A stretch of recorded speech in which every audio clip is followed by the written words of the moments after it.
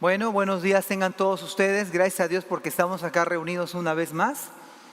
Y pues tenemos la bendición de reunirnos de manera muy reducida, pero gracias a Dios podemos celebrar este culto. Vamos a orar antes de continuar o comenzar, mejor dicho. Celebramos que hoy también se bautizó nuestra hermanita Fernanda Reyes, María Fernanda Reyes Santos, ¿verdad? Y hoy también pasó a las aguas del bautismo, lo cual celebramos. Nos da mucho gozo en esta mañana. Quizás no lo podemos demostrar, pero sí nos da mucho gozo que se haya bautizado Fernanda.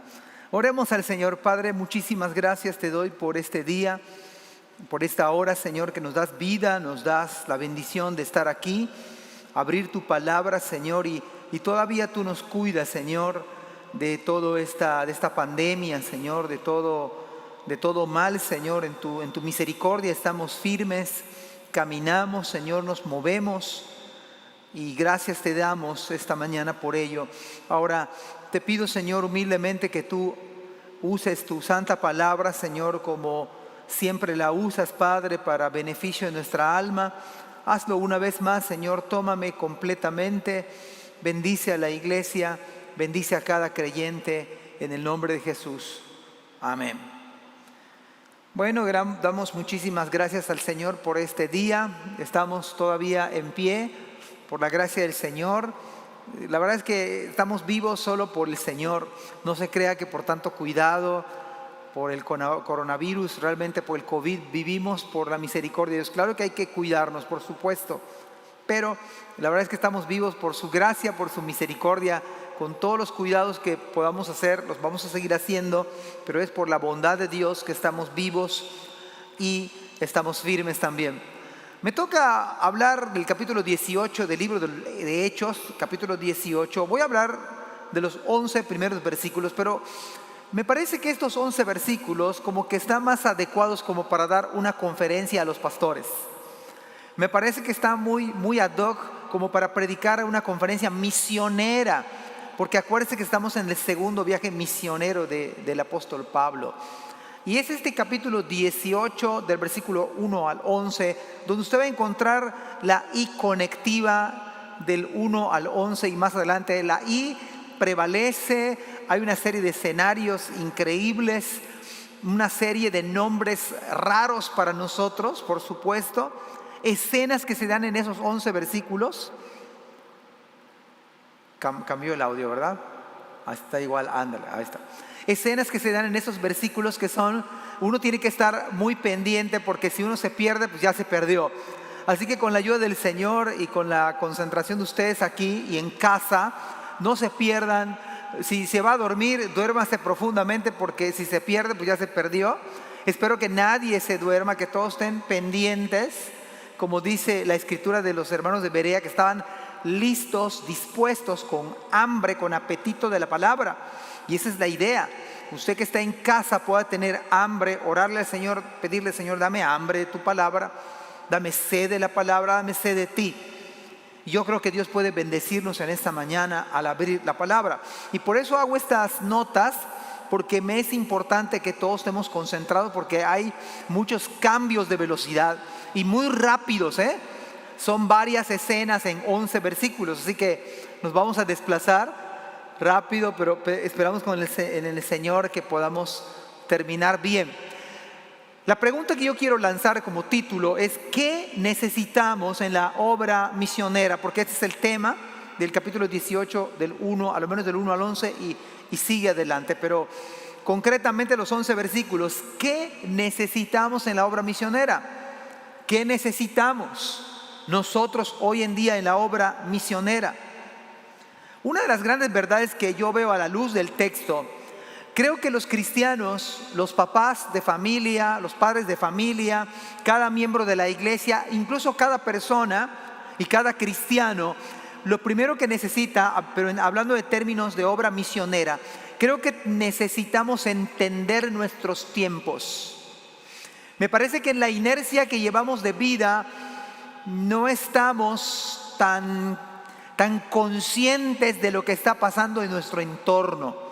Me parece que nos agarran dormidos la mayoría de las veces las cosas que están sucediendo.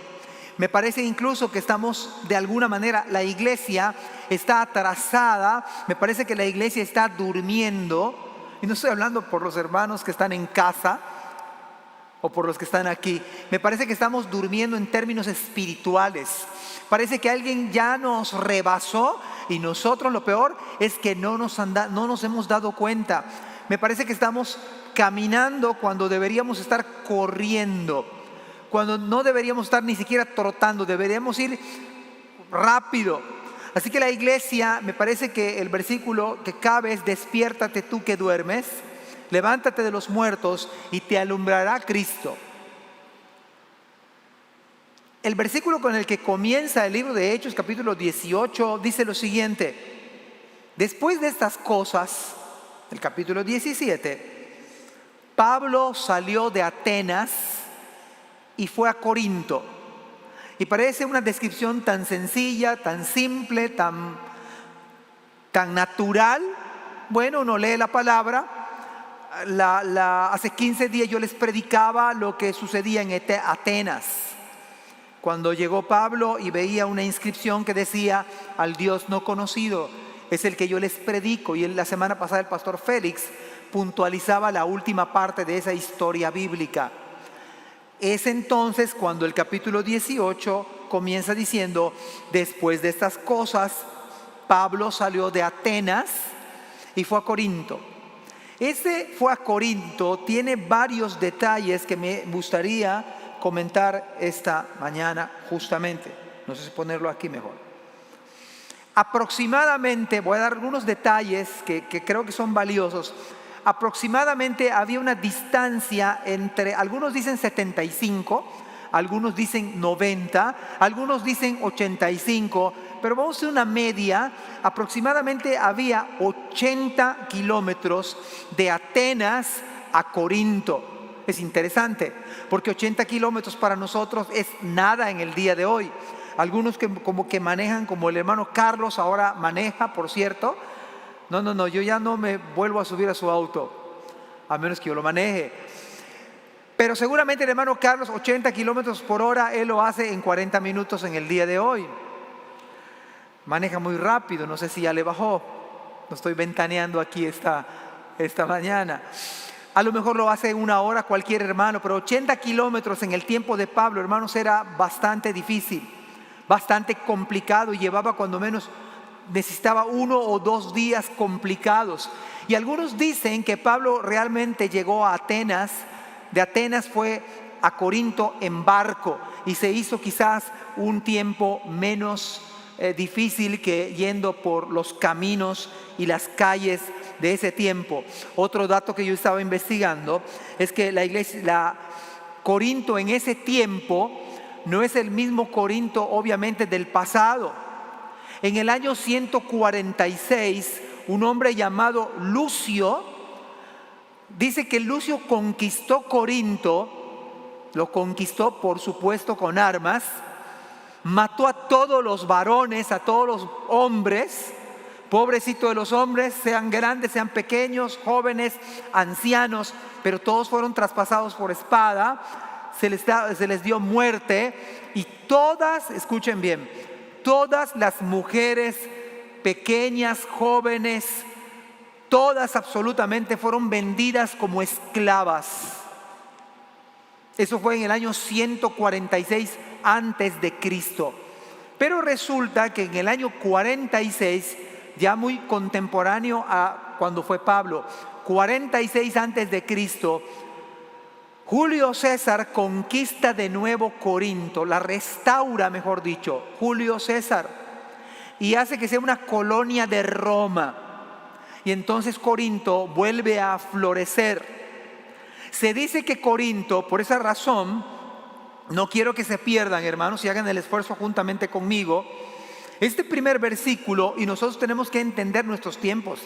Estamos hablando qué necesitamos en la obra misionera. En primer lugar, necesitamos entender nuestros tiempos. La iglesia necesita entender nuestros tiempos. Los pastores necesitamos entender el tiempo en el que vivimos. Lo necesitamos entender. Y este detalle en el versículo número 1 nos arroja varios detalles importantes. Por ejemplo, además de esto, Corinto era el lugar más, yo lo mencioné hace 15 días, de mayor influencia aún que Atenas. A tal grado que estas personas sí tenían dinero, porque le llamaban el puente de Grecia, le llamaban a Corinto. Porque todos los comerciantes, los hombres de dinero, los marineros tenían que obligadamente pasar por Corinto. Así que había dinero, había recursos económicos, había la manera de hacer negocio en Corinto, por supuesto, por la situación geográfica en la cual estaba Corinto. Así que este detalle de que Pablo fue a Atenas, de Atenas se va a Corinto, es importante. Porque Pablo tenía que hacer una lectura en donde él estaba, donde había llegado. Claro que él escogió Corinto, guiado por el Espíritu Santo. Otro detalle más de Corinto es que Corinto había un lugar que se llamaba la cumbre de Acrocorinto. Pero hay un detalle aquí con esa famosa cumbre de Acrocorinto, porque en esa cumbre, elevada a 550 metros, esa cumbre estaba nada más, y ahí va el dato, estaba el templo de la diosa Afrodita. La religión entonces de Corinto, voy a decirles algo, esa diosa Afrodita es la famosa diosa del amor, diosa de la fertilidad. Así que cuando llega Pablo de Atenas, la ciudad intelectual, a una ciudad que le rinden culto al amor, pero un amor desenfrenado. Porque hay otro detalle.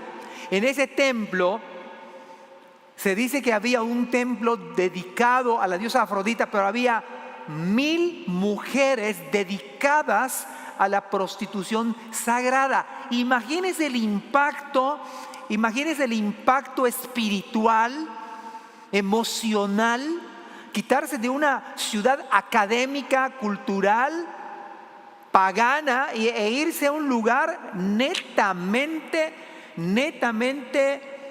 lujurioso, netamente con una inmoralidad que desbordaba los límites conocidos, habidos y por haber. Eso fue lo que tenía que leer Pablo y estar al tanto. Y creo que la iglesia, y creo que los padres de familia tenemos que estar al tanto de nuestro tiempo. Tenemos que saber leer nuestra cultura. Tenemos que saber qué pasa, qué ven nuestros hijos, cuáles son los conceptos que están manejando. Les aseguro que la inmensa mayoría de los padres no lo sabemos. Ignoramos lo que hoy en día se ha metido, incluso están en las filas de nuestras iglesias, están en la lista de membresía de las iglesias. Ideas totalmente muy parecidas a Corinto. Se usó en ese tiempo una frase, hermanos, y aunque uno puede ver, yo quiero que nos tratemos de hacer el esfuerzo de sumergirnos en esa cultura. Imagínense una cultura donde hay un templo, donde hay una diosa. Entonces la religión de Corinto era la religión del culto a Afrodita.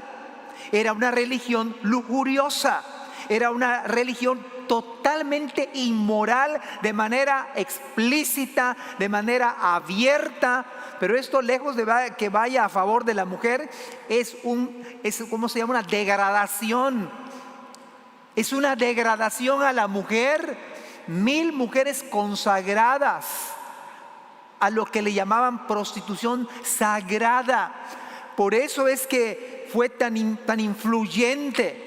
Marineros iban y venían para comerciar.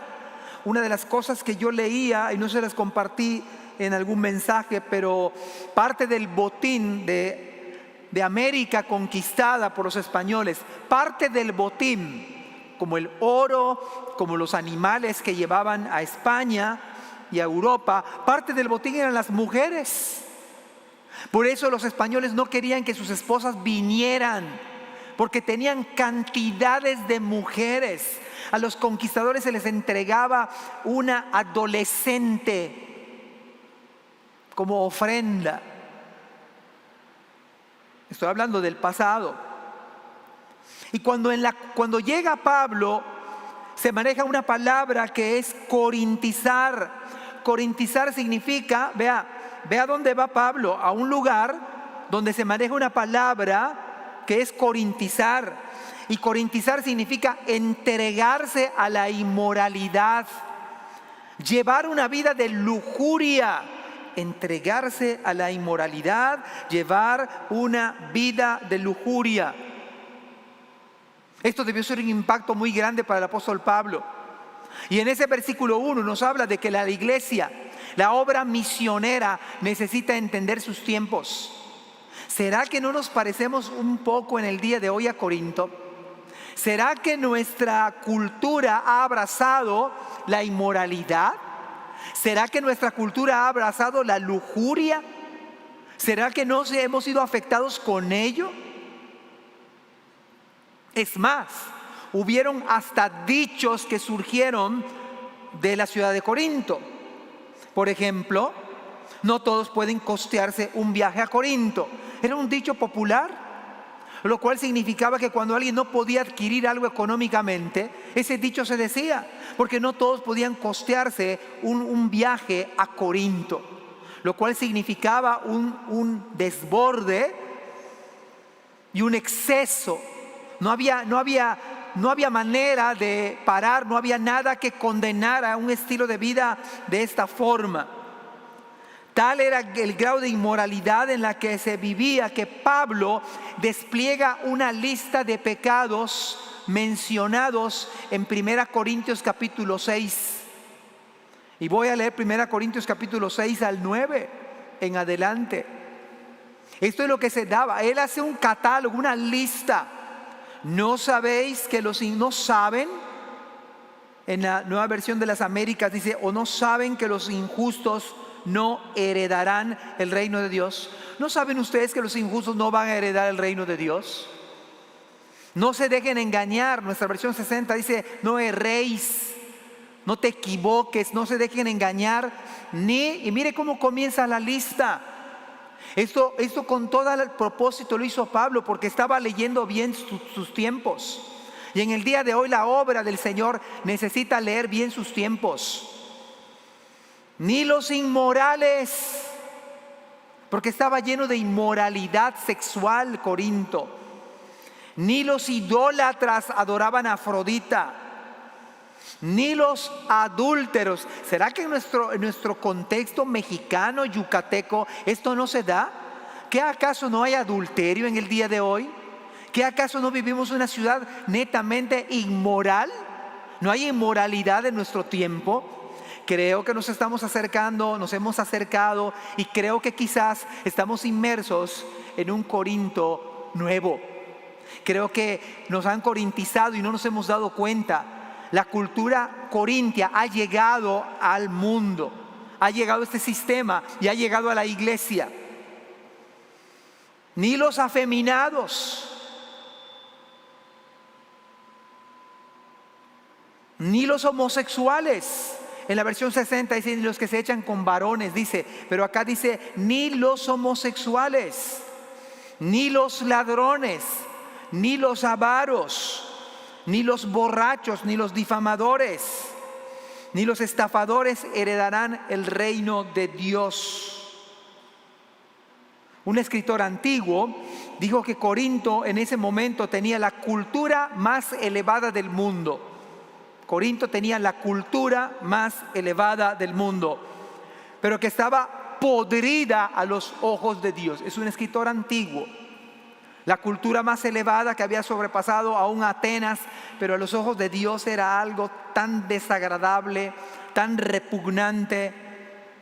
Pero es precisamente, escuchen bien esto, es el lugar que Dios escogió para levantar una iglesia en medio de la inmoralidad sexual, en medio del adulterio, en medio de la idolatría, en medio del paganismo, en medio de la lujuria, en medio de toda obra depravada, Dios escogió ese lugar, y eso es lo que tenemos que leer como iglesia. No, Dios no nos escogió a escondernos en una cueva, Dios nos llamó a ser santos. Sed vosotros santos como vuestro Padre que está en los cielos es santo.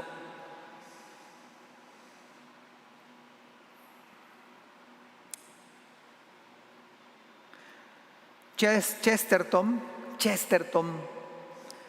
declaró lo que a mí me tiene llamado la atención en estos días, que llegará el día en que será preciso desenvainar una espada para afirmar que el pasto es verde. Una locura quizás si alguno lo escuchaba en su tiempo, pero Chesterton tenía razón. Ese día ya llegó. Ese día ya llegó en que uno tiene que defender, y parece algo ridículo que estoy diciendo. Imagínese que uno tenga que debatir si el pasto es verde o no lo es. Pastor, esto es absurdo. Usted puede salir acá y vea que el pasto es verde. Yo estoy convencido que el pasto es verde. Hay que alguien que no está convencido. ¿Qué diríamos si alguno de ustedes dice, no, el pasto es rosa, de color rosado? No, pues, o tiene problemas en la vista. No, pastor, que digan que a mí me parece que el pasto es color rojo o amarillento. Bueno, si lo fumigaron, ok. O si ya está seco, ok. Pero el pasto, por naturaleza, es verde. ¿Hay discusión al respecto? No, no lo hay, pastor. Me parece que la iglesia tiene que sacar ahora la espada y tiene que entender bien los tiempos en los que está. Y esto es obra misionera. Y esto es parte de la obra misionera.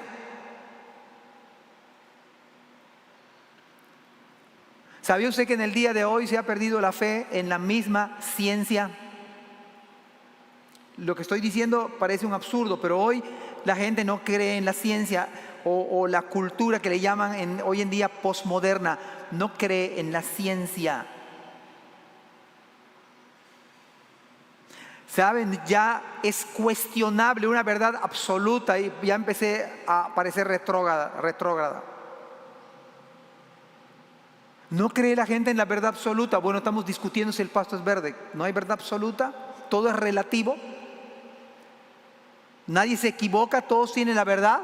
Esto ya es una verdad para muchos, que no hay verdad absoluta, lo cual es una contradicción. Pero esto se discute hoy en día, esto se le enseña a nuestros hijos, a los adolescentes, a los de primaria. No hay verdad absoluta. Cruz Cronfli dijo que han quedado solamente en el día de hoy, ya es algo contemporáneo. Estoy tratando de que leamos como iglesia, como padres de familia, lo que hoy en día está en boga. Cruz Cronfli dijo, han quedado solamente el consumismo. Somos una generación consumista.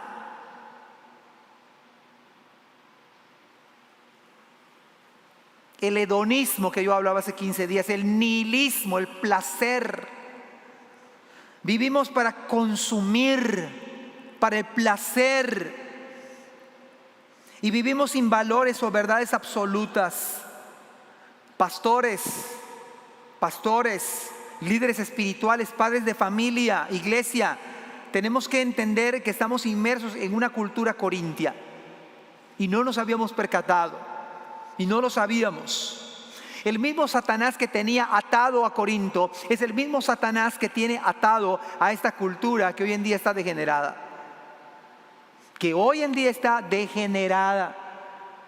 Donde un hombre de más de 50 años, totalmente ridículo, se cree una niña pequeña y va al kinder. ¿Usted cree que es un absurdo eso? Pero ojo, eso está aún en las filas de nuestras iglesias. Hay gente que está a favor de esto, a favor del feminismo, a favor del aborto. Y usted, papá, no lo sabe. Estamos en Corintio. Bienvenidos a Corintio. Pablo estaba leyendo, Pablo le dio lectura a esto. Yo estoy llegando a Corinto. Y la iglesia que está aquí va a estar en Corinto. Mire que el debate hoy en día es que existe una separación absoluta, es lo que se cree hoy en día, hay una separación absoluta. Se cree que el sexo es una construcción cultural.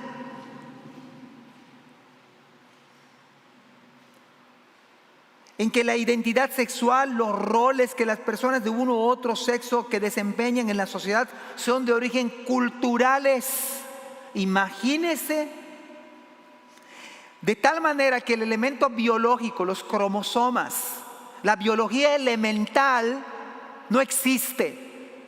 Se han manipulado las palabras.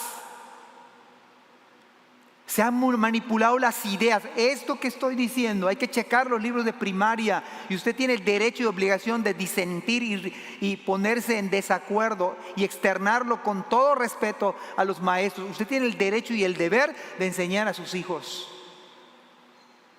Tenemos ese derecho, tenemos esa obligación. Se cree que cada persona puede construir libremente su sexo psicológico o género, escogiendo entre ser hombre o mujer. Y parece que las iglesias y América Latina ha olvidado que somos una iglesia que debemos ir contra cultura, contra todo este movimiento. Y yo decía hace un rato, mis queridos hermanos, esto está en las filas de nuestras iglesias. ¿Saben ustedes que hoy en día un predicador, un pastor del siglo XXI tiene que predicar contra una cultura que no acepta la autoridad? Un pastor hoy en día en algunas iglesias no es autoridad. Es predicador, pero no es autoridad. Los padres han dejado de ser autoridad, pero no nos damos cuenta.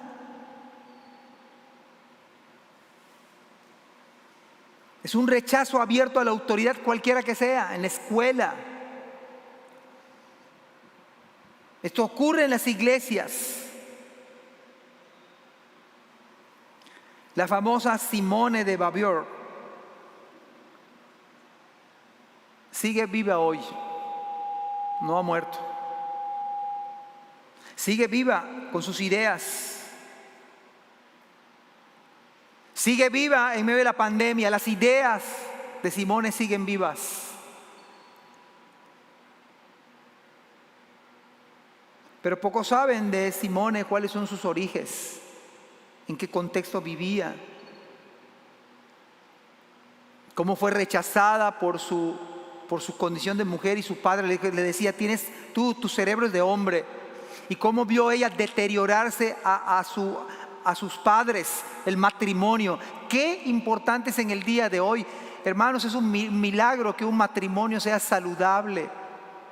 Qué impacto producen a nuestros hijos cuando un matrimonio se desintegra, se colapsa. El daño es irreversible y por ello tenemos que suplicar la misericordia, la gracia de Dios. Y es en ese sentido que nosotros tenemos que leer nuestros tiempos, nuestra cultura.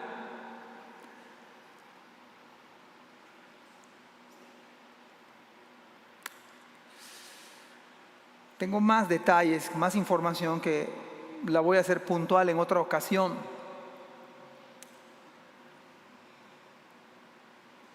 Me parece que necesitamos aprender a leer nuestros tiempos. Pero en segundo lugar, versículo número 2 al versículo número 3. ¿Qué necesitamos en la obra misionera? Necesitamos leer y entender nuestros tiempos. En segundo lugar, la obra misionera no solamente requiere que alguien sepa leer sus tiempos, entender los tiempos. La obra del Señor, la obra misionera, necesita matrimonios que apoyen. Dice el versículo 2 al 3. Y halló a un judío llamado Aquila, natural del Ponto, recién venido de Italia.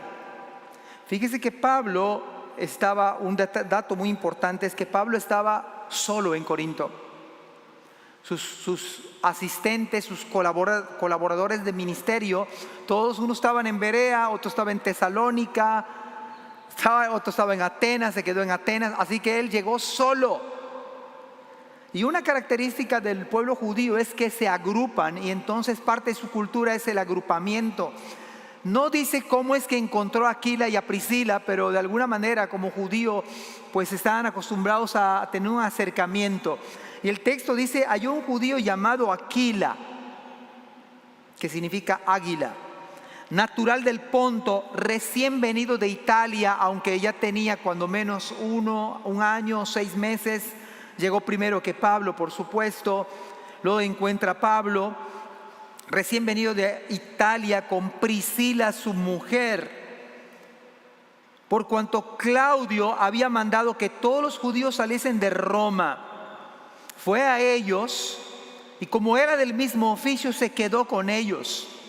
Y trabajaban juntos, pues el oficio de ellos era hacer tiendas. Sabe que la obra misionera no solamente se requiere que se entienda dónde estoy parado, contra qué me estoy enfrentando, pero en el día de hoy la obra misionera requiere matrimonios que apoyen, matrimonios, y dice un comentarista que es el matrimonio más excelente en todo el Nuevo Testamento.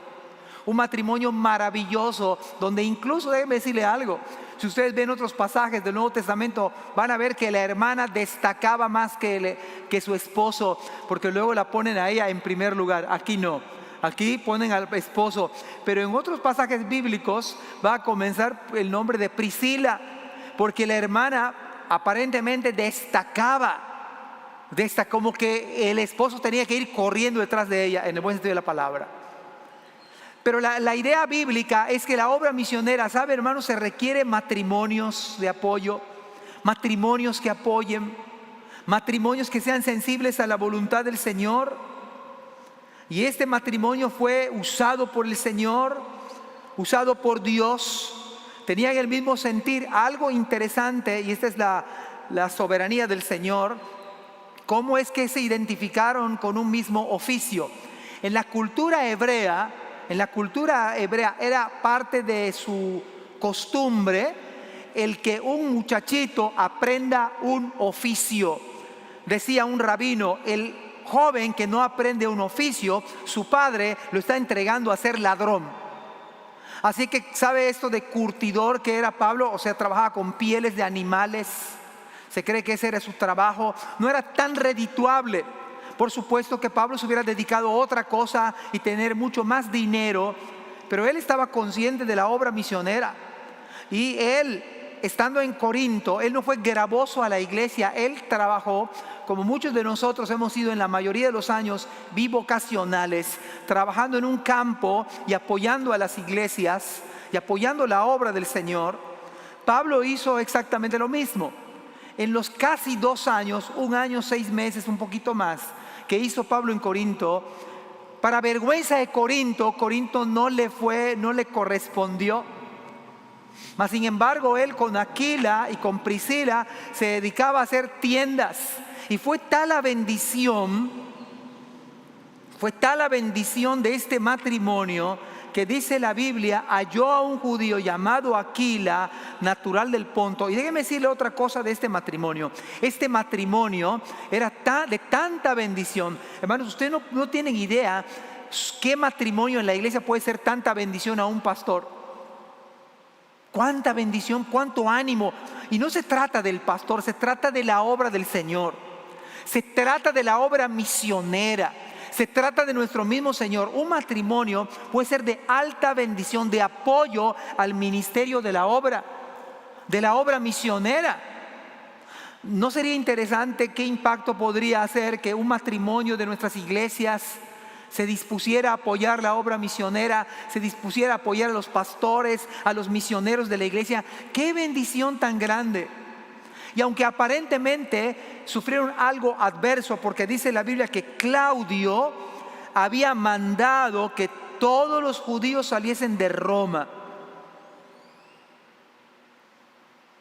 Esta consigna, esta orden que aparentemente fue terrible, porque entonces Aquila y Priscila tuvieron que ir hasta Corinto, cumplió los propósitos de Dios, aun cuando Claudio no lo sabía, pero esto Dios lo hizo. Dios hizo que este hombre emitiera esa orden y permitió que Aquila y Priscila, se fueran hasta Antioquía, hasta Corinto, de tal manera que Pablo los encontrara y fueron de tanta bendición para la obra misionera. A veces nosotros no entendemos, no captamos lo que Dios está haciendo. No lo captamos. Pero sería bueno e interesante que hiciéramos equipo, no solamente con los casados, con los solteros, con los jóvenes. A pesar de nuestras limitantes en el día de hoy, a pesar de la pandemia, ojalá que Dios a través de esta predicación pudiera hacer que nosotros seamos, usted quiere que la obra del Señor avance, yo quiero que la obra avance. Pero ¿no sería interesante que los matrimonios de esta iglesia, de estas iglesias, de estos hermanos dijeran aquí estoy? O algún soltero diga, ¿qué hacemos? Oramos, y orar es muchísimo, hermanos. Es gran ganancia si un matrimonio se suma a orar, si se pone a apoyar a la visión, a la tarea de la obra misionera. Sería de gran impacto, de gran ayuda. Cuánta bendición pueden ser los matrimonios a los pastores. Y saben una idea, a ellos se les conocía como, en términos actuales, como los coaching de los nuevos predicadores. O sea que la gente que eran nuevos predicadores, Aquila y Priscila les ayudaban. Eran de tanta bendición en la obra, no solamente en Corinto. Ellos incluso tuvieron una iglesia en su casa. En Roma ellos tuvieron una iglesia en su casa. Donde no había iglesia, ellos levantaban una. Vea qué bendición puede ser un matrimonio para nuestra iglesia, para nuestras iglesias, para nuestros pastores, para nuestros misioneros. Esto es esperanzador, por supuesto. Esto es maravilloso leer esto, que trabajaban juntos, un solo objetivo, un solo sentir.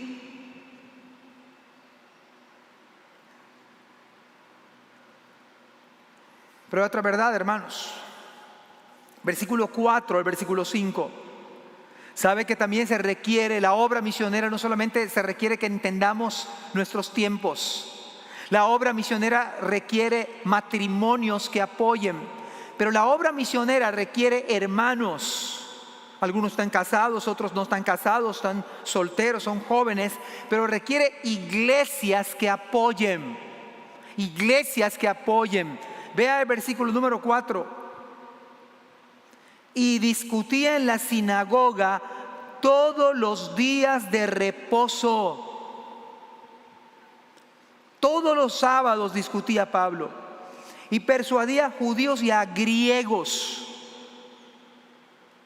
De tal manera que Pablo estaba trabajando excesivamente. Trabajaba como curtidor de pieles, haciendo tiendas con Aquila y Priscila. Y algunos comentaristas dicen que durante toda la semana él se dedicaba a trabajar y a predicar. Y el fin de semana también predicaba en la sinagoga. Y predicaba a los judíos y a los griegos. Y déjeme decirle que esto de la sinagoga, por cierto, hermanos, nuestra fe es una fe basada en la historia. En 1898 descubren precisamente una inscripción donde dice sinagoga de los judíos. Le faltaban unas vocales, pero los arqueólogos las completaron y pudieron leer. ¿Y sabe de cuándo data ese detalle? Del año 100 después de Cristo. Exactamente y perfectamente se puede alinear con esto. O sea que lo que usted está leyendo tiene base sólida, base histórica. Pero el detalle aquí es que Pablo estaba trabajando muy arduamente. Discutía en la sinagoga todos los días de reposo y persuadía a los judíos y a griegos. Pero el versículo 5 es maravilloso. Y cuando Silas y Timoteo, vea cómo hermanos pueden ser bendición. Esto necesita la obra misionera hoy por hoy. Hermanos de la iglesia e iglesias apoyando la obra. Cuando ellos llegan, vienen de Macedonia. Usted se acuerda de la iglesia que fundó Pablo, que era la iglesia de Filipos, Y usted se acuerda que en el capítulo 4 le dice Pablo a la iglesia: cuando yo estaba en la obra misionera, ustedes fueron los que soportaron, fueron la única iglesia que me ayudó, mandó ofrendas para mis necesidades. ¿Sabe que cuando llega Silas y Timoteo, vienen a Macedonia? A partir de allí, Pablo deja de hacer las tiendas de cuero y se entrega por entero a la predicación de la palabra. Queridos hermanos, la obra misionera requiere hermanos e iglesias que apoyen. Porque Pablo estaba entregado por entero a la predicación de la palabra. ¿Cuánto bien puede hacer que su pastor se dedique a la predicación y a la oración?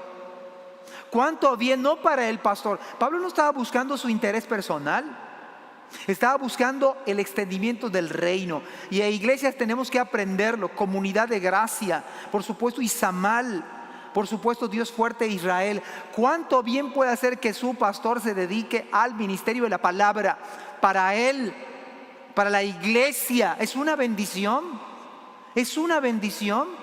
No para hacerse rico y comprarse bienes materiales, sino para la obra misionera. Vea que Pablo, a partir de que llega Silas y Timoteo, vienen de Macedonia trayendo la ofrenda para Pablo. Pablo se entrega. Pablo a partir de estaba entregado. Dejó de hacer tiendas para entregarse por entero a la predicación de la palabra, testificando a los judíos que Jesús era el Cristo.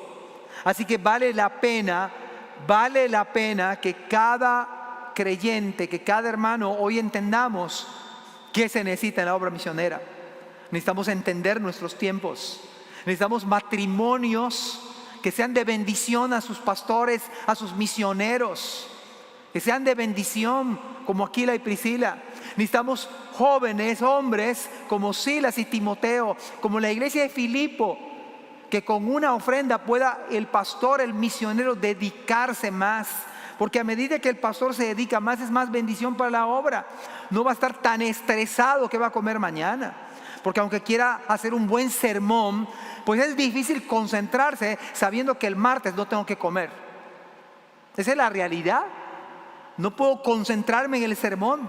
Tiene uno como padre de familia, como líder espiritual, pues buscar el pan diario. Pero si ustedes y yo le podemos decir a nuestros pastores: pastor, empiece a dejarse de preocupar, nuestra congregación va a ver la manera que usted predique a Cristo, que predique la palabra. Eso es bendición. Eso necesita la obra misionera. Eso necesita conectarse Izamal, conectarse comunidad de gracia, para que su pastor empiece a dedicarse más a la palabra. ¿No va a ser de más bendición que esté por entero entregado a la predicación, orando, estudiando la palabra? Eso va a ser. Vea lo que pasó con Pablo.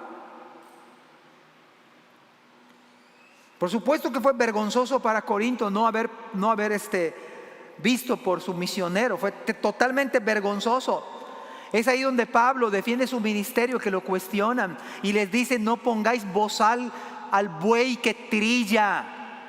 Eso debió causarle una vergüenza total a la iglesia. Yo he tenido la oportunidad de ir a una que otro lugar donde a veces los hermanos no ofrecen ni agua.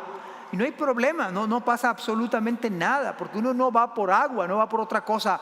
Pero aprenda cada congregación a velar por sus pastores, por sus misioneros. Es muy bonito decir: tengo tantos misioneros, tengo tantos pastores.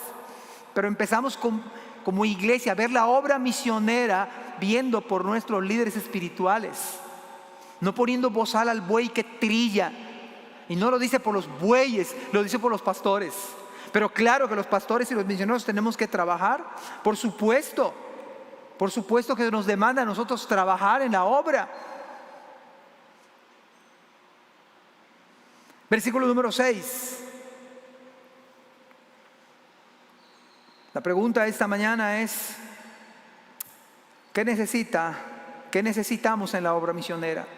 ¿Qué necesitamos entender en la obra misionera? Necesitamos entender nuestros tiempos. Es una cultura contaminada, estamos en una corrupción, en una inmoralidad increíble en el día de hoy, donde se promueve el aborto, donde yo me asombré hace algunos años cuando llevaba a mi hija a hacer un examen, creo para la universidad, ya no me acuerdo, y por primera vez vi a unas chicas, estaba mi esposa, mi hija, haciendo una exhibición no adecuada a las 8 o 9 de la mañana. Yo me horroricé hace algunos años. Pero ahora no es cosa, es algo común y ustedes y yo debemos leerlo. Y lo peor aún es que están en nuestra iglesia. Las ideas se han permeado como las filtraciones y la humedad que las lluvias han dejado hoy por hoy. Y nuestros hijos han sido presa fácil porque los padres no les enseñamos, no investigamos, no nos documentamos. Necesitamos darle una lectura de entendimiento, pero además la obra misionera no solamente necesita entender los tiempos, necesita matrimonios fieles, hermanos sencillos, hermanos que oren por el pastor, hermanos que estén disponibles, dispuestos para la obra del Señor. Me digan, pastor, hermano, vamos a hacerlo en el nombre del Señor. Necesitamos hombres que apoyen la obra e iglesias que apoyen la obra del ministerio. Pero además, que dice la Biblia, los pastores, por eso les dije que es como un sermón, como para misioneros, como para pastores. Pero cabe bien que la iglesia lo escuche, porque ahora voy a revelarles, o mejor dicho, la palabra nos va a mostrar algo revelador. ¿Sabe que su pastor también tiene luchas como ustedes y como yo? ¿Sabe que su misionero también tiene quebrantos?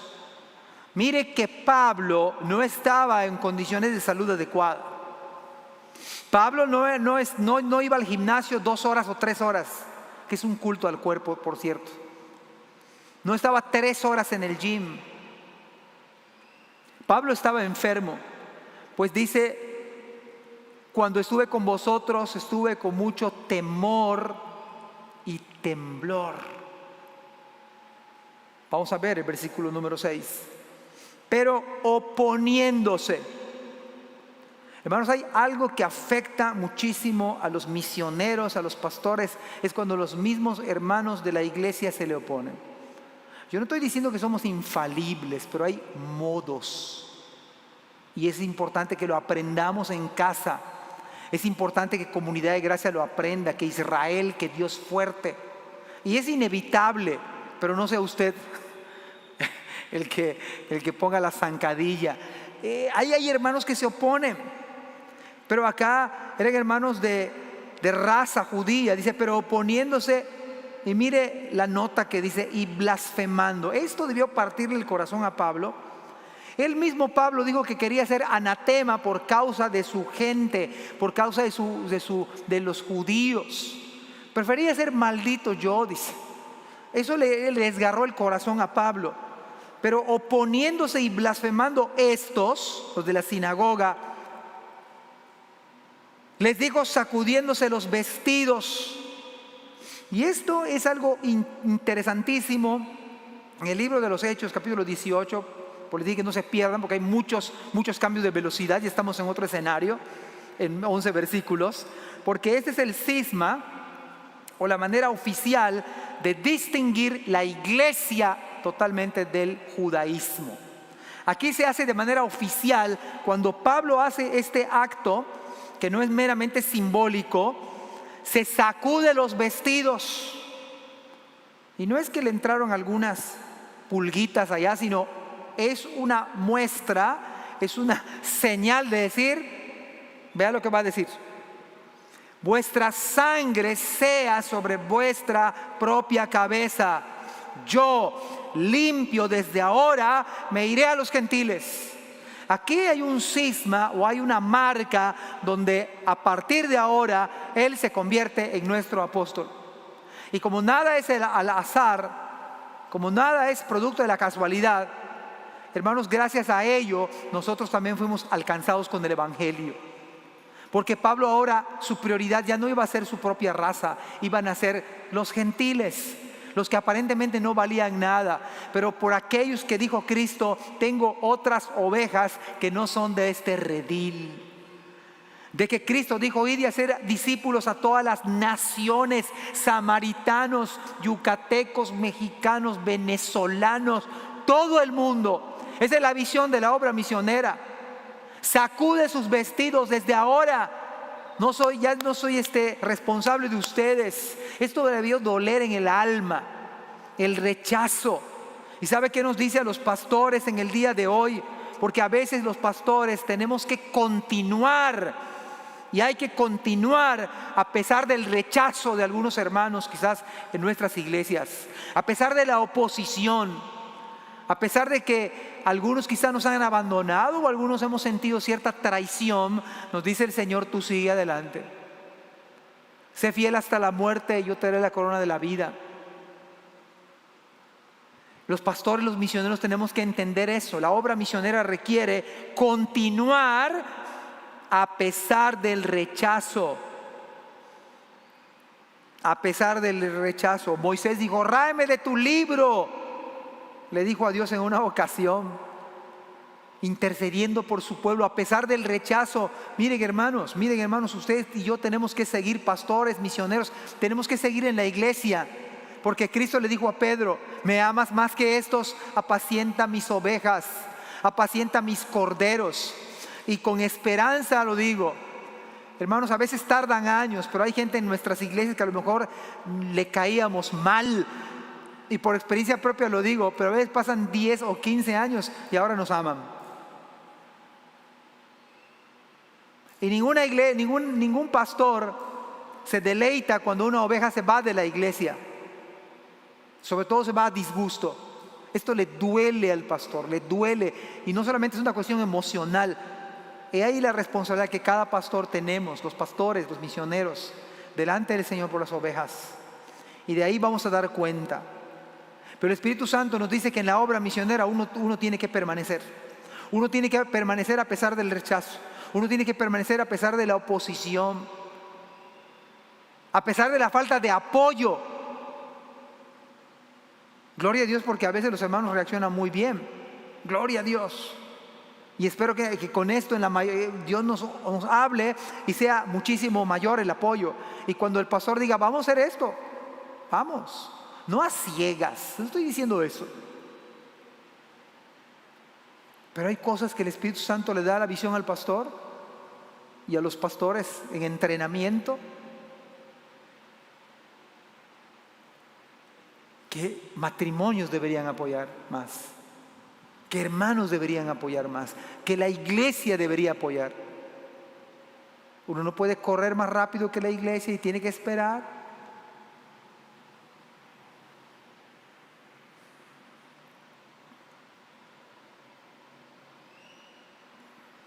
Pero déjeme decirle que Dios utiliza el rechazo para beneficio de nosotros, porque gracias a ese rechazo judío nosotros somos beneficiados. Ve el versículo 7 al versículo 8.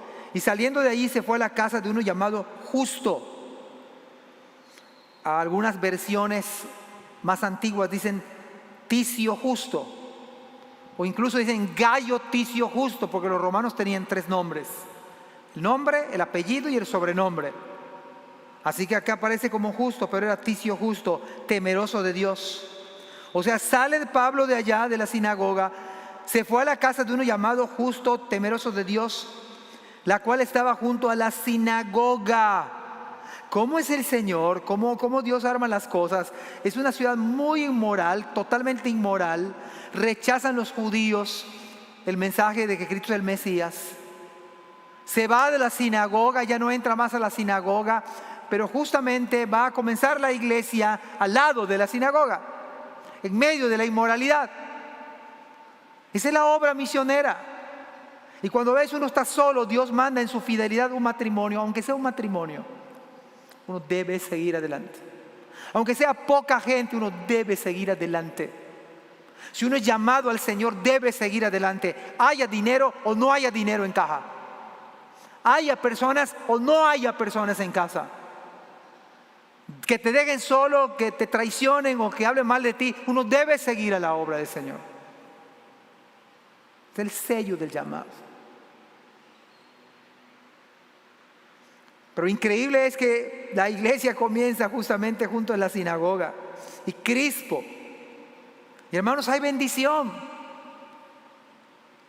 Y Crispo, el principal o uno de los principales de la sinagoga, creyó en el Señor con toda su casa. Hermanos, hay bendición. La obra misionera entonces tiene que entenderse de acuerdo a la cultura. Se necesita matrimonios sencillos, humildes, pero dispuestos y que amen al Señor a que la obra avance. Se necesitan hombres y mujeres e iglesias apoyando al pastor, a los misioneros, para que la obra avance por el nombre de Cristo, por la fama de Cristo. Se trata de Él, no del pastor ni de los misioneros. Pero nada más que la obra del Señor está hecha por misioneros y por pastores. No es una cuestión netamente espiritual. Pero dice la palabra del Señor que creyó en Él, Señor, con toda su casa. Y esto tiene que ver con su esposa, con sus hijos, incluso con sus criados. Todos creyeron allí. ¿Y sabe qué está viendo usted en el versículo 7? Se está dando el lujo en esta mañana, juntamente conmigo, de ver cómo nace la floreciente iglesia de Corinto, la iglesia más joven, la iglesia llena de dones. Y déjeme decirle algo, gracias a Dios por la visión de Pablo. Gracias a Dios que Dios envió a Pablo y mandó ese matrimonio y mandó a Silas y Timoteo e hizo que la iglesia de Filipo apoyara económicamente a Pablo. Porque saben ustedes, de todas las iglesias del Nuevo Testamento, ¿sabe de quién tenemos más información y más contenido de dones, de administración? ¿Sabe de qué iglesia? De Corinto, la más joven, la más problemática quizás, pero tenemos más información en todo el Nuevo Testamento es a través de la iglesia de Corinto. Y está usted viendo cómo nace la iglesia de Corinto en esta mañana. Tiene el privilegio de verlo.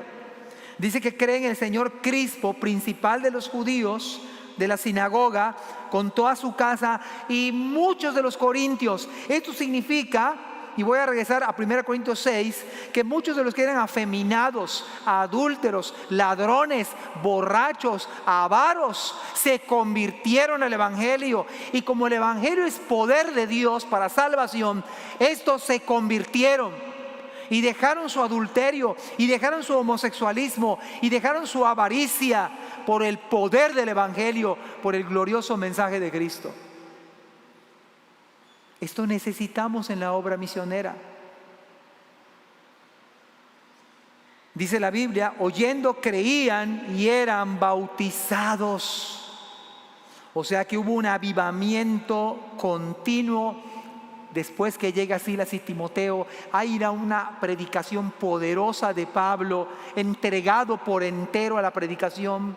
Y se convierte, vea que hay muchos cambios en esos 11 versículos. Se convierte Crispo, deja la sinagoga Pablo y se convierte con toda su casa. Muchos corintios de toda la lista, borrachos, inmorales, y el poder del evangelio, Cristo mismo los transforma. Y este es el mensaje para lo cual Dios nos ha llamado: pastores, misioneros, miembros de iglesia, familias en general.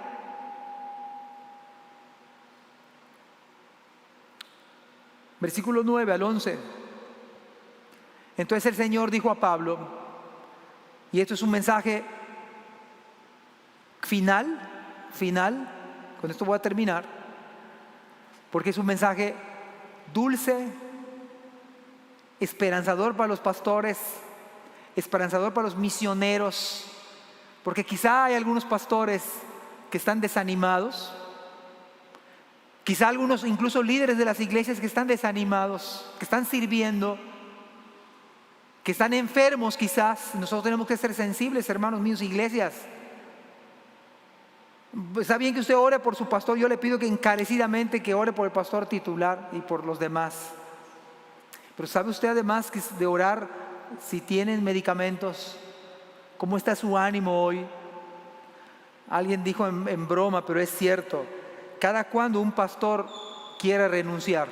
Y alguien dijo por allá: cada lunes. Porque después de la efervescencia y el culto vibrante de los domingos, usted no sabe cómo a veces queda un pastor de 2, 3 predicaciones. O un misionero. Pero mire las dulces palabras, y el misionero, el pastor, necesita recordar la promesa del Señor. Entonces el Señor dijo a Pablo en visión de noche. ¿Por qué le dijo no temas? Porque tenía miedo. Si el Señor le hubiera dicho no te vaya a dar miedo. Pero cuando tenemos temor,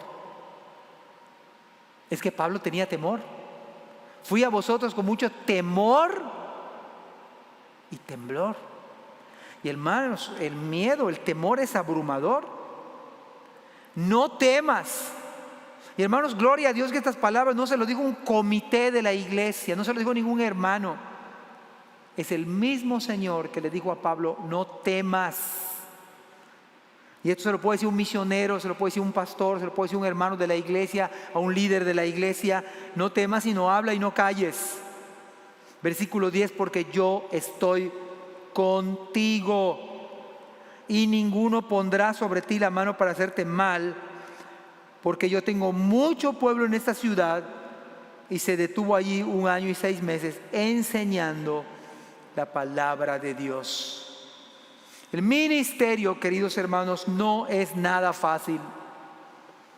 A veces se trabaja de manera limitada, no con todo lo que uno piensa que necesita, no en las mejores condiciones, ni siquiera de salud, ni siquiera en situaciones agradables. Pero acá le dice el Señor, no temas. Y déjenme decirle algo, que ustedes y yo debemos velar por nuestros pastores. Debe usted orar por su pastor, por su misionero, debe orar. Porque no sabe si su pastor está teniendo temores, si está enfermo, si está debilitado. Porque el temor, déjenme decirle algo, el intenso temor en el corazón del hombre a menudo debilita. Y si su pastor y su misionero, si su líder espiritual, si su maestro de escuela dominical está siendo debilitado,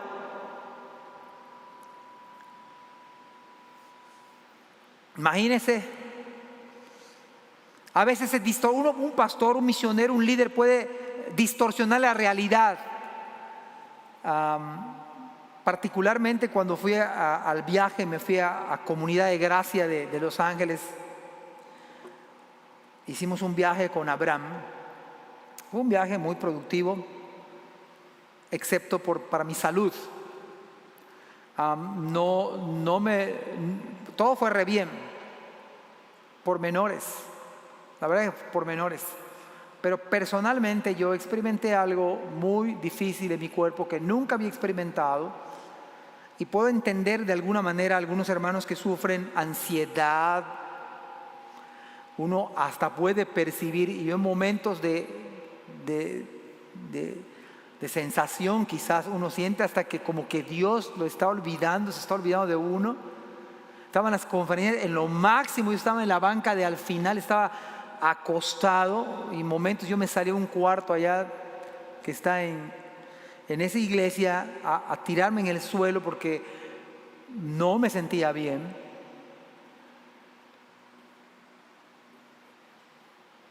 Por esa razón las iglesias necesitan orar por sus pastores, orar por sus misioneros, porque usted no sabe los temores que un pastor o las crisis que un pastor enfrenta. Y yo invito a Comunidad de Gracia, invito a Izamal, invito a todas las congregaciones, a Dios Fuerte, a velar un poco más por sus pastores, por sus misioneros. En ese sentido es bueno este mensaje. En ese sentido que ustedes vean que sus pastores son de carne y hueso, no son Superman espiritual. No, para nada. Pablo dice, estuve entre ustedes con debilidad y con temor y mucho temblor. Así que Pablo estaba sufriendo bastante, estaba débil físicamente, estaba deprimido emocionalmente. Pero una de las cosas que puede golpear más a un pastor, déjeme decirle algo, es la falta de apoyo en el liderazgo. la falta de apoyo en el liderazgo. Eso puede abrumar a su pastor. Digamos una indiferencia. Pero lo interesante del pasaje es que está diciendo el Señor a Pablo: yo estoy contigo. Por eso a los pastores nos conviene leer siempre esto: yo estoy contigo, lo cual significa yo te avalo, Pablo, yo te avalo. Y esto debemos leerlo siempre los pastores, los misioneros, los maestros de escuela dominical, cualquier líder espiritual, incluso hasta cualquier papá que no sabe cómo lidiar con sus hijos, o no sabe cómo conducir a su esposa en los caminos del Señor. Pero el Señor dice: yo estoy contigo, Pablo. Ninguno pondrá sobre ti la mano para hacerte mal, porque, y aquí está la esperanza, porque yo tengo mucho pueblo. Fíjese que lo que dice el Señor: Pablo, no te desanimes, no tengas miedo. Yo tengo mucho pueblo en esta ciudad inmoral, corrupta, degenerada. Y por esas palabras de Cristo, Pablo se quedó, dice la Biblia, 1 año y medio enseñando las palabras de Dios. Pastores, si hay algún pastor que me escucha, algún misionero, cabe decir que la obra misionera uno tiene que escuchar y recordar la promesa del Señor para quedarse, a pesar de ser pocos, a pesar de la falta de apoyo, a pesar de la falta de salud, a pesar de una depresión, a pesar del miedo y el temor de lo que puede pasar mañana. Escucha bien, líder espiritual, misionero de esta iglesia o de otra, algún pastor: yo estoy contigo, no temas. Tengo mucho pueblo en esta ciudad. Antes de que creyeran, antes de que se arrepintieran, Dios ya los había escogido. Tengo mucho pueblo en esta ciudad. Y en esta ciudad corrupta, en nuestro país, que está inmerso en tanta inmoralidad, pro aborto, pro feminismo, que es en contra de la misma mujer, necesitamos recordar la palabra del Señor. Pastores, misioneros, líderes espirituales, vamos adelante. La obra misionera necesita ir adelante. Necesitamos entender la cultura, necesitamos entender lo que estamos viviendo, pero necesitamos también confiar en las dulces promesas del Señor. Yo estoy contigo, no te va a pasar nada, tengo mucho pueblo en esta ciudad. Sé tú aquel matrimonio que Dios requiere para su obra. Sé tú aquel hermano que apoya llevando la ofrenda de Filipos. Sé tú la iglesia de Filipos. Sé tú el hermano que es de bendición al misionero, al pastor. La pregunta es: ¿serás tú esta mañana lo que requiere el evangelio, lo que requiere la obra misionera? ¿Serás tú en esta mañana el que diga: heme aquí, envíame a mí, Señor, yo quiero ser el matrimonio, yo quiero ser ese joven, yo quiero ser esa persona de apoyo, yo quiero que mis ofrendas, mis diezmos estén canalizados a la obra misionera? Yo quiero ser el misionero. O quizá algún pastor, un misionero diga: gracias, Señor, yo voy a seguir adelante, no tengo apoyo, yo no veo cómo va a funcionar esto, pero si tú me dices, haya dinero, no haya dinero, haya gente, no haya gente, yo voy a seguir adelante. Oremos al Señor. Padre, gracias, bendice